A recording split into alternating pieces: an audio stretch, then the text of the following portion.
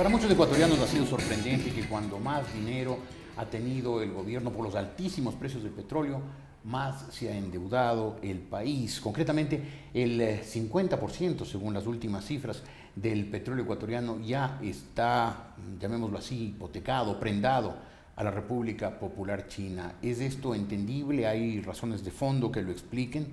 Un experto, jurista, pero además experto en el tema petrolero, el doctor Augusto Tandazo, está hoy aquí en la República.es.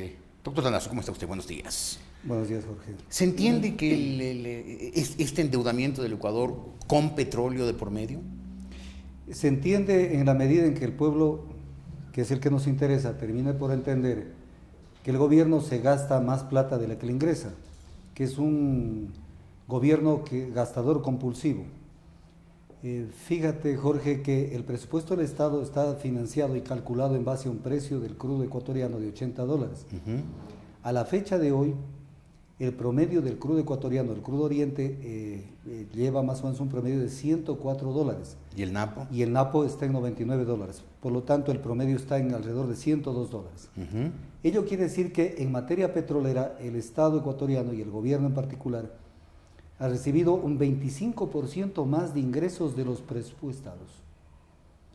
Y frente a esta realidad económica, vemos que el hueco fiscal está en alrededor de $2.600 millones, que los subsidios a nivel nacional suman alrededor de $4.500 millones.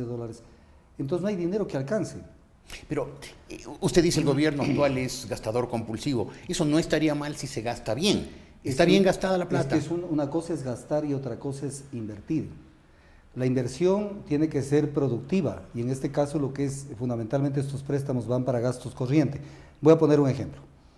El último préstamo con China de $2.000 millones que se acaba de contratar, hubo un galimatías porque primero el ministro de Economía y Finanzas declara y dice, los $2.000 millones dice van a inversión productiva, pero no hay tal. A inversión solamente van $600 millones y con crédito de proveedores de China. ¿Y los otros 1.400? Los 1.400 van al gasto corriente. Entonces, es decir, estamos hablando de qué? De salarios, de subsidios, bonos, de salarios, bonos, subsidios, gasto corriente. Publicidad, propaganda. Publicidad, propaganda y todo aquello que no genera actividad productiva, no recicla la economía, no genera nuevos ingresos. ¿Y está mal que esos préstamos se respalden con ventas anticipadas de petróleo o es una manera lógica de no depender de los organismos multilaterales de crédito? A ver, yo me pongo a pensar objetivamente en el tema y China no tiene la culpa desde mi punto de vista. ¿No tiene la culpa de qué? De exigir ese tipo de condiciones y de lograrlas. De exigir que le respaldemos los créditos con Claro, petróleo. El Ecuador no tiene alternativas. La moratoria de la deuda externa, en la forma como se dictó, pateando el perro y muy mal llevada, nos aisló definitivamente de los mercados financieros internacionales. Y adicionalmente nos estamos olvidando los ecuatorianos que el Ecuador no ha salido de la lista gris del Gafi. Usted dice que el Ecuador en este momento no tiene alternativa a los préstamos chinos, aunque sean más caros y tengamos que respaldarlos con petróleo. Es o eso o nada. Es que salen a buscar créditos en el mercado internacional y ¿quién nos va a dar créditos? El Banco Mundial, pero el BID, si el Fondo Monetario. Si han intentado, pero ¿cómo le van a dar al Ecuador si el Ecuador se declaró moroso del pago de la deuda? Y adicionalmente seguimos en el Gafi y el gobierno hace méritos por decir a mí no me importa lo del Gafi.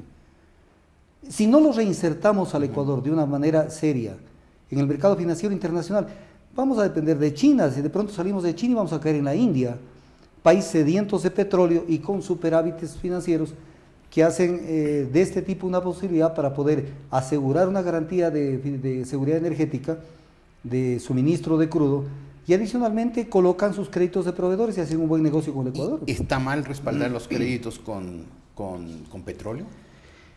El Ecuador está en una situación muy débil. O sea, ¿no le queda más remedio? No le queda más remedio. Tenemos una economía en crisis. Es como cuando a un paciente se le pone el termómetro o la presión arterial para ver cómo está.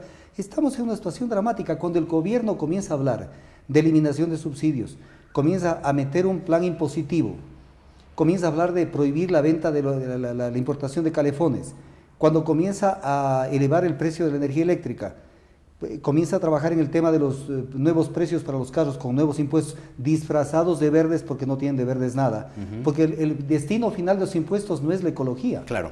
Entonces, usted lo que dice es el gobierno ecuatoriano, como es gastador compulsivo, está recogiendo plata de donde puede para seguir gastando. Para seguir gastando. porque no hay, al Ecuador no le dicen vamos a invertir en esto. Por ejemplo, en el caso del crédito chino, ¿qué le dicen? Para los 600 millones de los 2.000 millones, la CEMPLADES hará una lista de proyectos y le someteremos al gobierno chino a ver qué empresas tiene, para a su vez que la China nos diga en qué puede invertir en el Ecuador. Y de esa manera no se maneja el país, porque las prioridades tenemos que ponerlas nosotros, los ecuatorianos. La planificación no puede ser manejada por la vía del financiamiento, la planificación de proyectos. Porque en ese momento los que mandan en el destino del país son los que nos suministran créditos.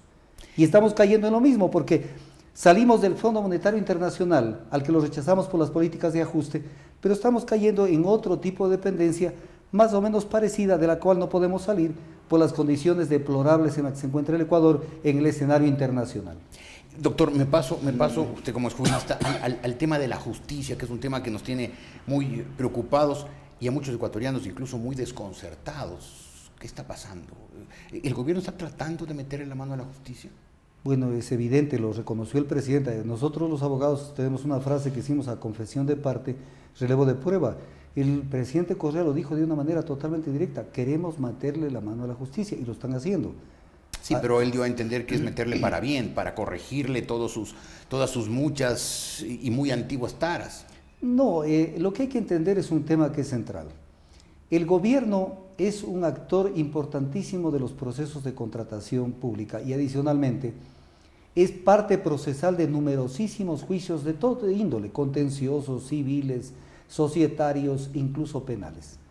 Y entonces, como es parte procesal, le interesa controlar la justicia. Para dictar fallos a su propio favor. Claro, pues, o sea, por eso toda esa crítica acerba que hacen hacia los fallos de los jueces, y se busca un descrédito de la justicia para crear un clima favorable, para que la gente crea que de esa manera se va a transformar la seguridad ciudadana y vamos a tener una buena justicia. Benjamín Ceballos es destituido porque toma dos decisiones enmarcadas en la ley. Es más, yo tengo la impresión que el doctor Ceballos se quedó corto, él pudo haber ido mucho más allá. El primero fue cuando lo suspende al juez Juan Pablo Hernández, y lo dice textualmente el doctor Benjamín Ceballos, porque ordenó la destrucción de la maquinaria minera en Esmeraldas. Y ordena su suspensión, además con remuneración, premiado el juez Hernández. Un caso en el que el gobierno nacional está metido hasta no sé dónde. ¿Por qué razón? Porque los ministros de Estado fueron los que de alguna manera orquestaron y dirigieron ese operativo. Claro, claro. Un operativo que todavía el país no lo ha analizado con detenimiento, y lo voy a explicar. Si nosotros preguntamos a la ciudadanía... Muy brevemente, doctor, por asuntos de tiempo. Si nosotros le preguntamos a la ciudadanía, la maquinaria que se quemó y se destruyó con dinamita en Esmeraldas, ¿a quién le pertenecía? Van a decir a los mineros. No es cierto. Porque esa maquinaria, de acuerdo al artículo 57 y 65 de la ley de minería, estaban ya afectados de la reversión al Estado por materia del decomiso. Por lo tanto, en el fondo quemaron y destruyeron bienes públicos. Además, dice el 132 de la Constitución que las infracciones y las sanciones se establecen por ley. Ya. No existe ley en la República que le permita a ningún juez ni a ninguna autoridad destruir maquinaria en este tipo de casos. Entonces, el primer caso por el cual fue destituido el doctor Ceballos es la destrucción de la maquinaria, el juez que ordenó eso. ¿El segundo caso? El segundo caso es la suspensión de los jueces del Tribunal Penal que conocieron el caso del coronel Tapia. En este caso, habían solamente 2 jueces en el tribunal y no tenían otra alternativa para conformar el tribunal que el que se nombre un juez suplente, pero el juez suplente tenía que nombrarlo el presidente del Consejo de la Judicatura, y este juez no había sido nombrado. ¿Qué es lo que hicieron? Utilizaron la figura de un juez ad hoc, nombrado por el presidente del tribunal, el doctor Mano Salvas, y lo introdujeron como tomar a una persona de la calle: ven, siéntate y haz el número 3. Pero este juez ad hoc no estaba dentro de la lista de elegibles que podrían ser tomados en cuenta para que pueda integrar. ¿El doctor Ceballos hizo bien en intervenir en ese caso? Yo pienso que el doctor Ceballos pudo haber ido mucho más allá, especialmente en el primer caso. Bueno, pero en todo caso, en estos 2 casos, usted dice, el gobierno se molestó por lo que hizo el doctor Ceballos y por lo tanto, de alguna manera, influyó para sacarlo del Consejo de la Judicatura. A veces no es necesario influir demasiado, porque hay mucha gente que está buscando cómo hacerse presente ante el gobierno para ser tomados en cuenta en los procesos de reestructuración. ¿Quién sería el que lo hizo en este caso? El juez Santiago Cova, pues. El doctor Kobe está haciendo méritos ante el gobierno para ser él tomado y en otros cuenta. más. En el Consejo de la Judicatura, de alguna manera la debacle del Consejo de la Judicatura se debe a la profunda división que tuvieron, disputándose el poder internamente entre dos facciones. Ajá. De eso se utilizó el gobierno. Pero para que la ciudadanía nos entienda, este es el único país en el mundo, para que, ejemplificando el tema, en donde un teniente lo destituye al comandante general del ejército. O sea, el doctor un Kobe juez raso al presidente del Consejo de la al presidente del Consejo de la Judicatura, con el agravante de que la Constitución, en el artículo 439, numeral 6, y además la jurisprudencia de la Corte Constitucional dice que la destitución de una autoridad solamente procede por parte de la Corte Constitucional. Con la reestructuración de la justicia, ¿no podremos esperar una justicia mejor o menos mala? Sí, con las presiones que han tenido los jueces durante estos años, porque han habido presiones enormes en los fallos en donde el gobierno es parte, en representación del Estado. ¿Cómo será con la reestructuración? Dice la ministra de Justicia que tienen todo listo con la Universidad de Tacna para la evaluación de los jueces y para sacar a los que consideren que no pasaron la evaluación. O sea que es el gobierno el que va a reestructurar. El gobierno es el que va a... Pese a que dice que no, que es una comisión.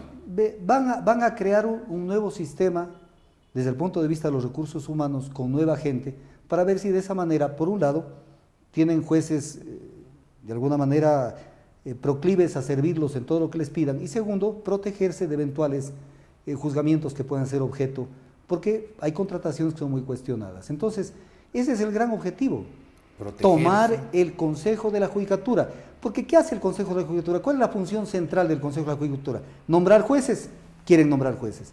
Destituir jueces al que se porte mal. Sancionar al que le metan tarjeta amarilla. O sea, controlar el Consejo de la Judicatura, pero siendo que el gobierno es juez y parte. Doctor Tandazo, muchísimas gracias. Gracias, Jorge, le felicito. Todo espacio es bueno para que se ejerce el derecho a la libertad de expresión. Gracias, doctor Tandazo. Augusto Tandazo, jurista, experto petrolero también en la República.